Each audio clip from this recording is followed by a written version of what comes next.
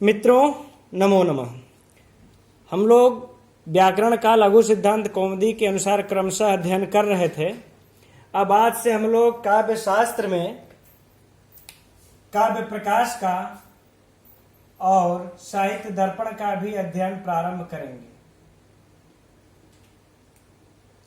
साहित्य दर्पण का भी, क्योंकि यह आपके पीजीटी, नेट और आपके असिस्टेंट प्रोफेसर में पूछता रहता है। ये तीन परीक्षाओं के दृष्टि से यह काव्य प्रकाश और साहित्य दर्पण बहुत ही महत्वपूर्ण है। इसका हम लोग इस परीक्षा की दृष्टि से क्रमशः अध्ययन करेंगे प्रतिदिन। और मेरा यह आपसे विनती है कि आप हमारे चैनल से जुड़े रहिए, इसको सब्सक्राइब कर लीजिए। और मैं इस बात की गारंटी लेता हूं कि आप लोग अगर मेरी वीडियो से अगर क्रमशः पढ़ते रहे तो इन परीक्षाओं में इससे संबंधित जो प्रश्न आएंगे वह कभी मिस नहीं होंगे। तो आइए, लेकिन हम लोग काव्य प्रकाश पढ़ने से पहले इसका इतिहास पढ़ लेते हैं। काव्य शास्त्र का इतिहास के बारे में अध्ययन कर लेते हैं, जिससे कि उससे भी जो प्रश्न आते हैं वह छूटने न पाए। कोई भी ग्रंथ पढ़ने से पहले उसकी भूमिका, उसका इतिहास, उद्भव, विकास अवश्य पढ़ना चाहिए। आते हम लोग पहले काव्य शास्त्र का इतिहास में पढ़ते हैं कि पहले काव्य शास्त्र का अर्थ जान लेते हैं। काव्य शास्त्र किसको कहते हैं? तो जो काव्य शास्त्र है इसका है कि काव्य सौंदर्य की परख करने वाले,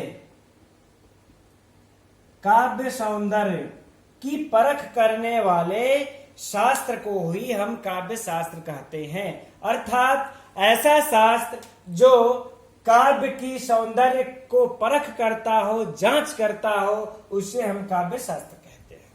लेकिन प्रश्न यह बनता है, यह तो परीक्षा में भी आ जाए तो हमारे विचार से यह तो नहीं आएगा, लेकिन इतना हम लोग अर्थ जान लेते हैं। अब यह होता है कि क्या यह काव्य शास्त्र को प्रारंभ से ही काव्य शास्त्र कहते रहे हैं? तो ऐसा नहीं है। काव्य शास्त्र के प्रारंभिक युग में इसके लिए मुख्य रूप से काव्यालंकार शब्द का प्रयोग होता था। प्रारंभिक समयों में काव्यालंकार शब्द का प्रयोग होता था। इसके लिए काव्य शास्त्र में आप लोग देखेंगे कि भामा ने काव्यालंकार के नाम से रचना की है। भामा ने 500 शताब्दी ईस्वी में लगभग। अब इसके बाद अगर हम लोगों ने देखा जाए तो उद्भट ने भी काव्यालंकार सार संग्रह इस नाम से रचना की है। इसके बाद देखा जाए वामन ने काव्यालंकार सूत्र के नाम से रचना की है। रुद्रट ने काव्यालंकार के नाम से रचना की है। तो प्राचीन ग्रंथों में देखा जाए, प्राचीन समयों में तो अधिकतर विद्वानों ने, काव्य शास्त्री विद्वानों ने काव्यालंकार के नाम से ही काव्य शास्त्र में रचनाएं की हैं। अब यह इसलिए इस काव्य शास्त्र को हम काव्य शास्त्र तो कहते ही थे, हम काव्यालंकार भी कहते हैं।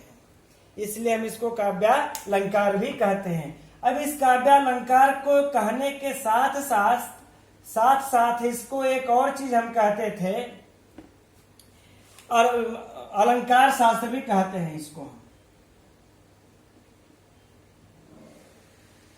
अलंकार शास्त्र भी कहते हैं। लेकिन अब प्रश्न यह उठता है कि इस अलंकार शास्त्र, काव्य शास्त्र को अलंकार शास्त्र किसने कहा?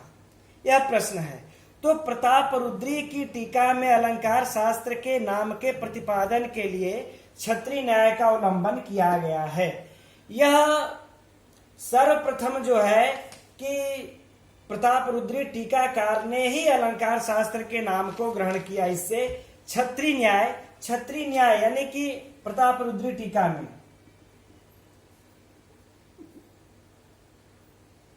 इस तरह से समझ लीजिए प्रतापरुद्री टीका में एक क्षत्रिय न्याय है, उसको हम लोग पहले समझ लेते हैं। इस क्षत्रिय न्याय के अनुसार, इस नियम के अनुसार अलंकार शास्त्र को काव्य शास्त्र कहा जाता है। यह परीक्षा का प्रश्न है कि किस न्याय के अनुसार अलंकार शास्त्र को काव्य शास्त्र कहा जाता है। तो क्षत्रिय न्याय के अनुसार काव्य शास्त्र को अलंकार शास्त्र कहा जाता है। अब अलंकार शास्त्र सर्वप्रथम किसने इसका यह नाम दिया? प्रतापरुद्री टीका के अनुसार इसको अलंकार शास्त्र सर्वप्रथम कहा गया। यह दो परीक्षा के महत्वपूर्ण प्रश्न हैं। अब हम लोग क्षत्रिय न्याय को समझ लेते हैं, यह क्या चीज है। तो क्षत्रिय न्याय का कहने का तात्पर्य यह है कि जैसे कि मान लेते हैं कहीं छत्रधारी, मान लेते हैं 10 पुरुष हैं, यह 10 पुरुष हैं, इसमें से 4 पुरुष छाता लिए हुए हैं, 4 पुरुष छाता लिए हैं, 6 पुरुष बिना छाता के हैं। तो जब भी कभी, अब हम लोग देख रहे हैं कि 10 पुरुष में 4 छाता के, 6 बिना छाता के हैं, लेकिन जब हम लोग कहते हैं इसको तो क्या कहते हैं? कहेंगे छत्रीणो यान्ति, अर्थात छत्रधारी जा रहे हैं। क्या कहेंगे? छत्रधारी जा रहे हैं। तो जब हम इस तरीके से कहेंगे तो ये जो 6 बिना छाता के हैं यह भी छाता छत्रधारी कहे जाएंगे, जबकि इनके पास, इन 6 के पास छाता नहीं है, फिर भी हम ऐसा समूह में हम प्रयोग कर देते हैं। जब इस शब्द को हम प्रयोग कर देते हैं तो यह 6 बिना छाता वाले भी छत्रधारी कहे जाते हैं। ठीक उसी प्रकार से यह जो अलंकार शास्त्र है, इनके कहने का तात्पर्य यह है कि इसमें गुण तो होते ही हैं। अलंकार मतलब शास्त्र के, काव्य के गुण, काव्य के दोष, उसमें रस, रीति आदि सभी की चर्चा रहती है, अलंकार की भी चर्चा रहती है। लेकिन उसमें होता क्या है? कहने का भाव यह है कि इनको यही क्षत्रिय न्याय, जैसे बिना छाता वाले भी छत्रधारी कहे जाते हैं, उसी प्रकार से जिसमें अलंकार नहीं है वह भी अलंकार वाले कहे जाएंगे। इसलिए अलंकार शास्त्र इसको कहा जाता है। तो यह क्षत्रिय न्याय के, यही क्षत्रिय न्याय अर्थात छाता द्वारा न्याय, इसी क्षत्रिय न्याय से इसको अलंकार शास्त्र कहा जाता है। अब हम लोग यह देखेंगे, अब अगला और भी इसके नाम कहा जाता है, इसको और क्या क्या कहा जाता है वह भी देख लेते हैं। इसको जो और कहा जाता है वह है साहित्य शब्द का भी प्रयोग इसके लिए आया है। इस काव्य शास्त्र के लिए साहित्य शब्द का भी प्रयोग आया है, इसको साहित्य शास्त्र भी कहा जाता है।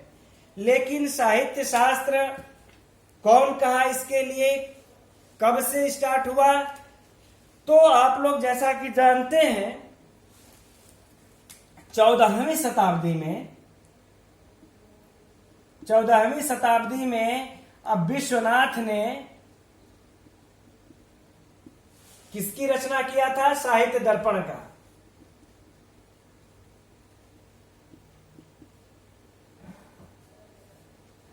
इनके विश्वनाथ के इस रचना के द्वारा यह काव्य शास्त्र के लिए साहित्य शब्द चर्चित हो गया।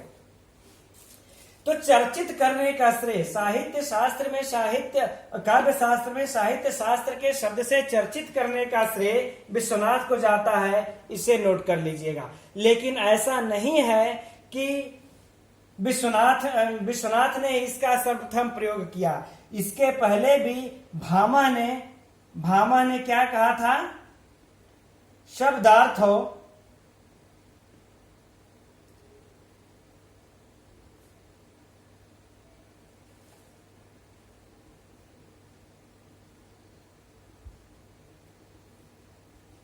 सहित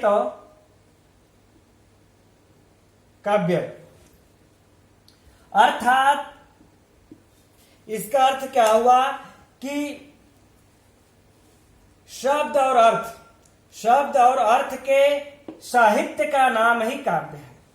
तो यह भामा ने पहले ही, भामा का यदि हम लोग समय देखा जाए तो इनका समय 500 ईस्वी के लगभग है और इनका समय 14वीं शताब्दी के लगभग है। तो हम यह देखते हैं कि विश्वनाथ के पहले ही भामा ने साहित्य शब्द का प्रयोग कर दिया था काव्य शास्त्र के लिए, लेकिन यह इस रूप में नहीं जाना जाता था। यह साहित्य शास्त्र के नाम से कब जाना गया? यह विश्वनाथ ने 14वीं शताब्दी में इस नाम को चर्चित किया। इस प्रकार से काव्य शास्त्र के हमें 4 नाम मिलते हैं। यह 4 नाम मिलते हैं। 5वां नाम और है जो कि हमें इसके लिए प्रयोग में मिलता है, वह है क्रियाकलाप। यह है क्रियाकलाप। क्रियाकलाप नहीं, क्रियाकल्प। क्रियाकल्प।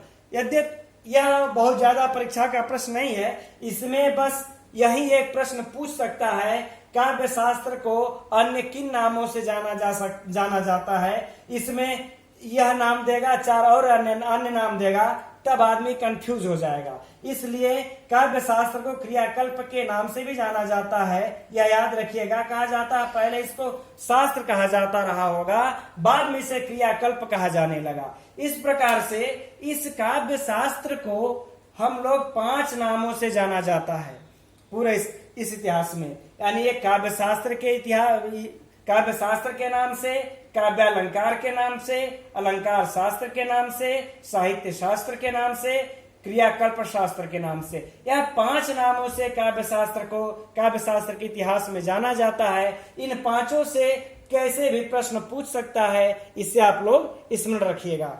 अब हम लोग आगे चलते हैं। अब आगे जो हम लोग इसमें देखेंगे तो कहते हैं यह काव्य है।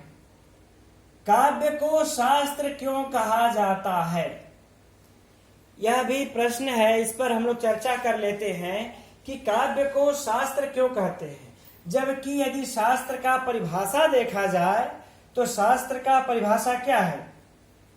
शास्त्र का परिभाषा है शासनात् शास्त्रम। शासनात् शास्त्रम अर्थात शासन करने वाला। क्या? शासन करने वाला।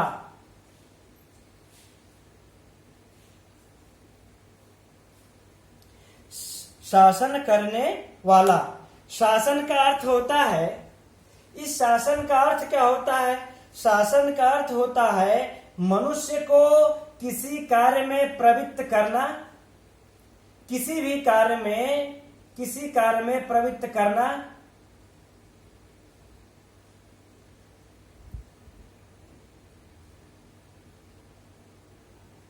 मनुष्य को कार्य में प्रवृत्त करना, किसी नहीं, मनुष्य को कार्य में प्रवृत्त करना और कार्य से निवृत्त करना।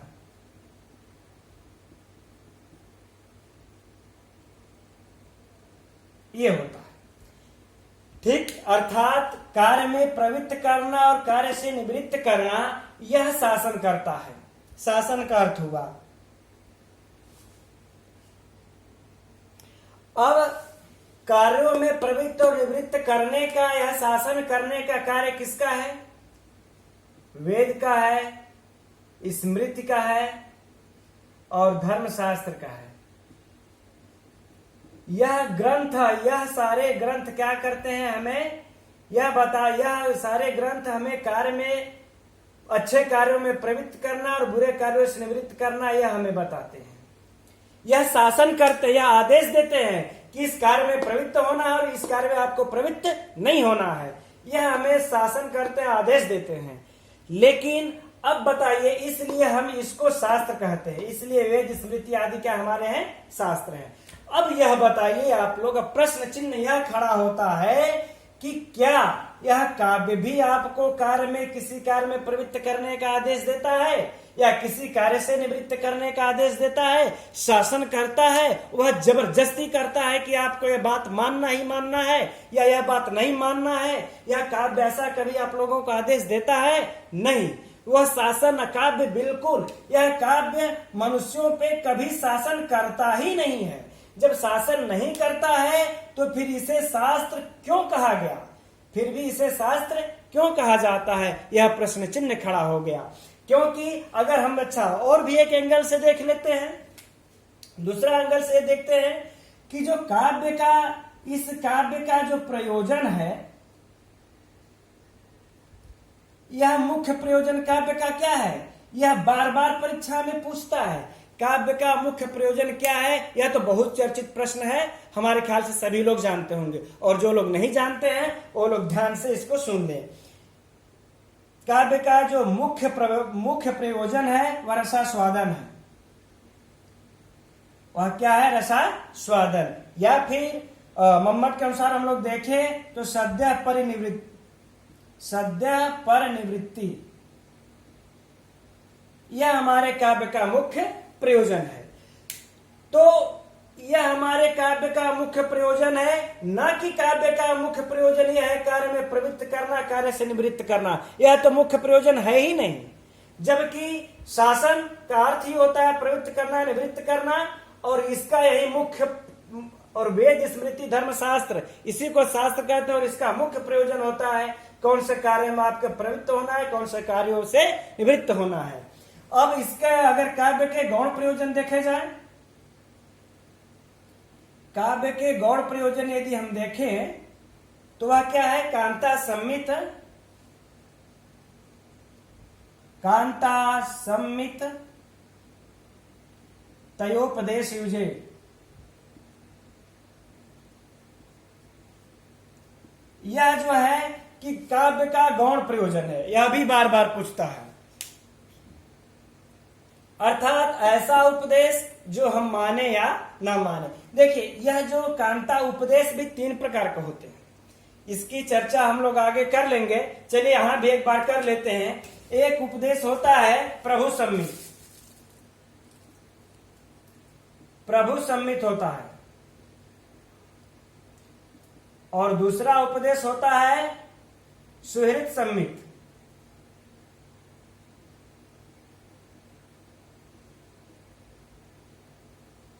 तीसरा उपदेश होता है कांता सम्मित।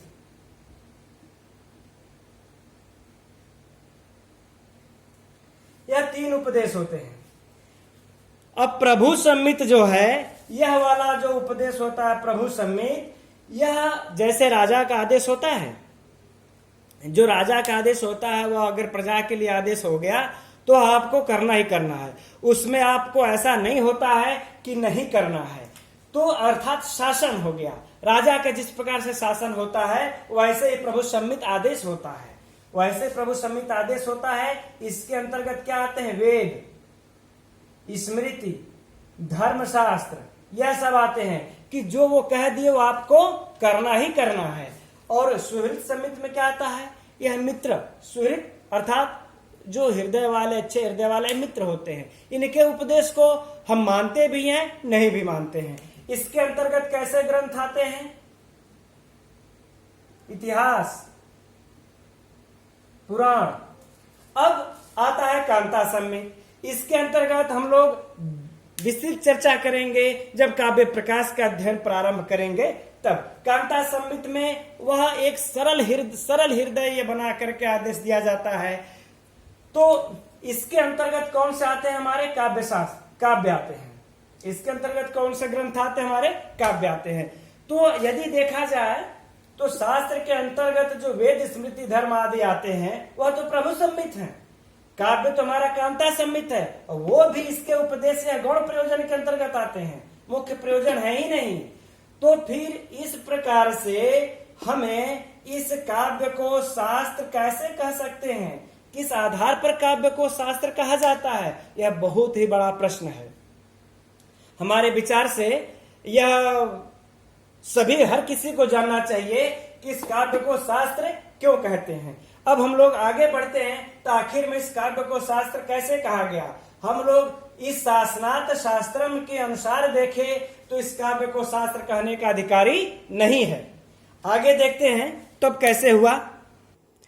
तब हमें जो है अब वेदांत दर्शन में ध्यान दीजिएगा, वेदांत दर्शन में हमें एक और परिभाषा मिलती है, इस शास्त्र की एक और परिभाषा मिलती है। वो कहते हैं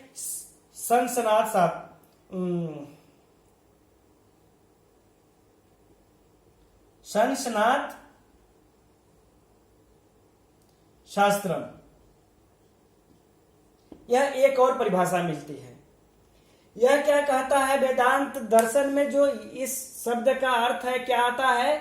यह कहता है कि संसनात अर्थात कि गूढ़ तत्व का संसन, संसन अर्थात प्रतिपादन, संसन अर्थात क्या होता है? प्रतिपादन।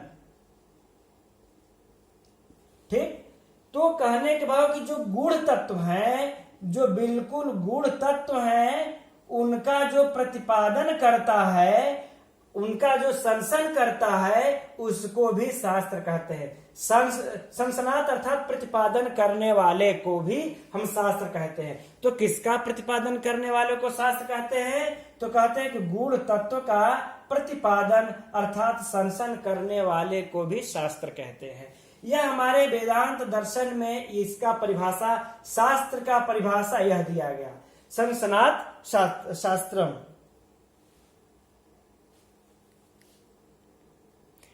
जो कि शासनात शास्त्रम से अलग था। अब यहां पर तो सीधे हो गया कि गूढ़ तत्व का यदि हमें जब उसका हम विवेचन करें तो संसन करें, उसे हम शास्त्र कहते हैं। यह इनको ऐसा इसलिए कहना पड़ा क्योंकि जो ब्रह्म है, वेदांत दर्शन का मुख्य विषय क्या है? ब्रह्म। और जो ब्रह्म है यह प्रवृत्ति, जिसकी हम लोग चर्चा भी कर रहे थे कि प्रवृत्ति निवृत्ति का विषय नहीं है। यह आपको आदेश नहीं देता, शासन नहीं करता कि आपको प्रवृत्ति निवृत्ति या विधि प्रतिषेधक का विषय से नहीं माना गया है कि आपको इसमें प्रवृत्त होना ही होना है। तो फिर जब यह ब्रह्म का जो विषय है यह शासन के अंतर्गत नहीं आता, तब इसको शास्त्र कैसे कहा जाएगा? यह उनके सामने संकट खड़ी हो गई। तब कहा गया कि ब्रह्म जो विषय है तो यह गुण तत्व, यह तो गुण तत्व है एकदम बिल्कुल। तो इसका जो विवेचन करता है, इसी ब्रह्म के गुण तत्व का विवेचन वेदांत दर्शन में किया गया है।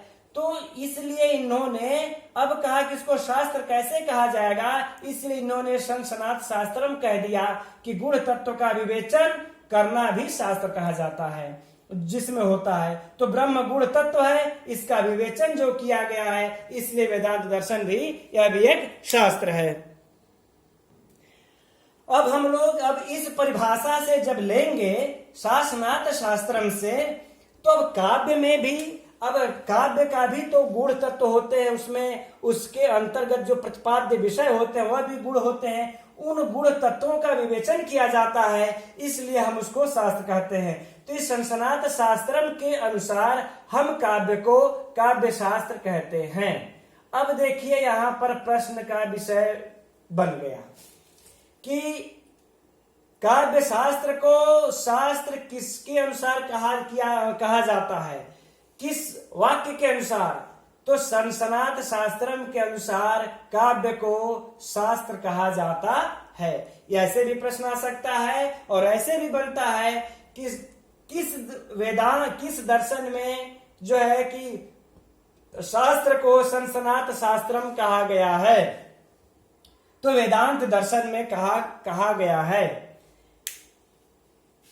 यह दो प्रश्नों को मित्रों याद रखिएगा कि काव्य को किस परिभाषा के अनुसार, किसके अनुसार शास्त्र कहा जाता है? तो संसनात शास्त्रम, और शासनात शास्त्रम के अनुसार नहीं। इसके अनुसार तो वेद स्मृति धर्म आदि शास्त्र हैं, लेकिन हमारा जो काव्य है और वेदांत दर्शन, जैसे दर्शन शास्त्र कहते हैं हम ना, तो ये जो दर्शन शास्त्र है वेदांत दर्शन में, इसको शास्त्र जो कहा जाता है संसनात शास्त्रम के अनुसार कहा जाता है। ठीक, यह जो काव्य शास्त्र है, काव्य शास्त्र सर्वप्रथम इस शास्त्र को कहने का जो श्रेय है वह किसको जाता है? भोज को जाता है। किसको जाता है?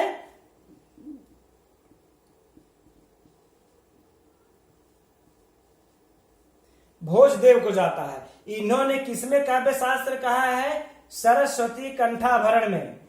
सरस्वती कंठाभरण में इन्होंने जो है कि काव्य शास्त्र कहा है, काव्य को शास्त्र कहा है सर्वप्रथम भोजदेव ने अपने सरस्वती कंठाभरण में। यह भी परीक्षा का प्रश्न है मित्रों, याद रखिएगा कि काव्य को सर्वप्रथम शास्त्र किसने कहा है? भोजदेव ने कहा है। किस पुस्तक में, किस ग्रंथ में किया है? तो सरस्वती कंठाभरण में किया है। यह 2 प्रश्न है, इसको भी याद रखिएगा। लेकिन यह एक गलती यहां पर कर दिए। हाल यद्यपि यह परीक्षा का प्रश्न नहीं है हमारे विचार से, फिर भी हो सकता आ जाए, लेकिन याद रखिएगा कि भोजदेव ने काव्य को जो इन्होंने शास्त्र कहा, वह संसनाद शास्त्रम के अनुसार नहीं कहा है। इन्होंने शासनात शास्त्रम के अनुसार काव्य को इन्होंने शास्त्र कहा है।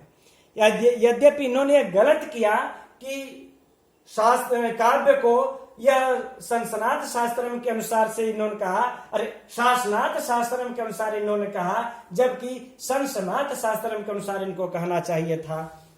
और यह ऐसा जब इन्होंने कह दिया, लेकिन यह शास्त्र इनके कह देने से इनके यह हमारे जो काव्य की गरिमा है, महिमा है, और ज्यादा बढ़ गई।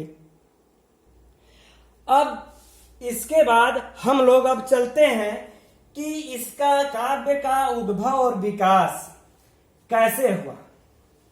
काव्य के उद्भव और विकास के तरफ चलते हैं तो काव्य का उद्गम जो है, उद्गम या विकास कैसे हुआ, तो इसके लिए राजशेखर लिखते हैं। यह राजशेखर के अनुसार हम बता रहे हैं आप लोगों को। राजशेखर जो है कि अपनी रचना में लिखते हैं, काव्य शेखर की जो रचना है काव्य मीमांसा, काव्य मीमांसा के अनुसार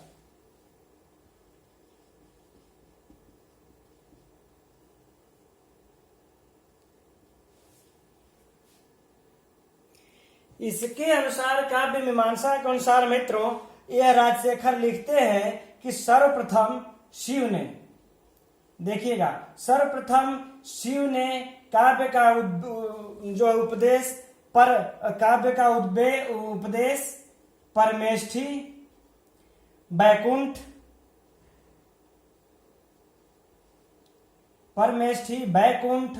आदि 64 लोगों को दिए थे, आदि 64 शिष्यों को दिए अपने, ये दिए। इसी में से एक शिष्य इनका जो था वो स्वयंभू ब्रह्मदेव ये थे। इसी में ये एक थे स्वयंभू ब्रह्मदेव। इन्होंने फिर यह ज्ञान किसको दिया? ऋषियों को दिया। इन्होंने यह ज्ञान ऋषियों को दिया, ऋषियों शिष्यों को अपने दिया। इसी में ऋषियों में एक सरस्वती का पुत्र था, एक सरस्वती पुत्र थे। सरस्वती पुत्र कौन थे? काव्य पुरुष।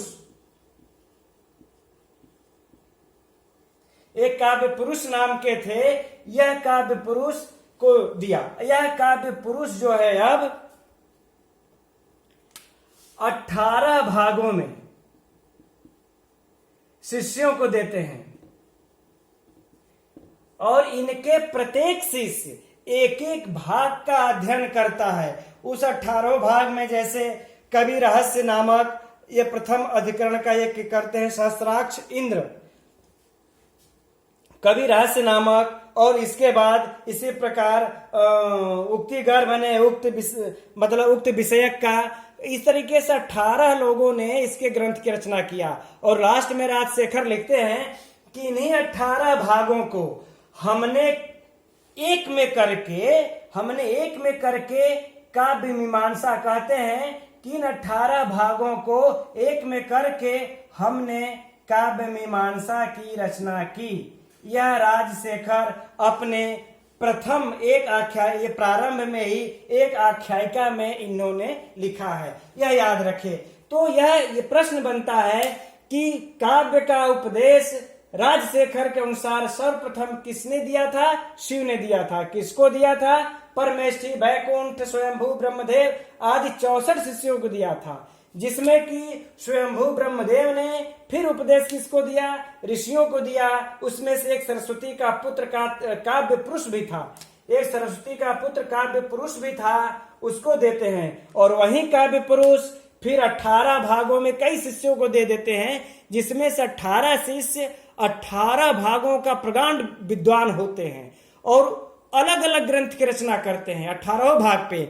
और फिर उसी 18 भाग की राजशेखर लिखते हैं कि हम एक में करके काव्य मीमांसा की रचना किए। यद्यपि इनकी यह उत्पत्ति का जो है ज्ञान या पौराणिक है, हम लोग इसे नहीं मानते, लेकिन फिर भी हमारे परीक्षा का विषय है तो हमें तो इतना याद रखना ही पड़ेगा कि राजशेखर के अनुसार सर्वप्रथम काव्य का उपदेश शिव ने दिया था। यह उनकी अपनी मान्यता है, अपना विचार है, लेकिन यदि देखा जाए तो काव्य का विकास वेदों से ही हुआ है, क्योंकि वेद ही प्राचीन ग्रंथ हैं और वेद को पाश्चात्य विद्वान भी मानते हैं कि सबसे प्राचीन पुस्तक है। हम लोगों को किसी भी चीज का उद्गम, विकास, उद्भव कुछ भी खोजना होता है तो हम वेद में ढूंढते हैं। वेद में, स्मृतियों में, उसी में से हम यह देखते हैं कि हमें काव्य का विकास मिलता है। यद्यपि उससे बहुत ज्यादा प्रश्न नहीं आते हैं, इसलिए हम लोग इस पर चर्चा नहीं करेंगे। अब हम लोग आगे इसके काल विभाग का चर्चा हम लोग अब करेंगे आगे, कि काव्य शास्त्र को कैसे बांटा गया है। तब तक के लिए मित्रों, नमो नमः।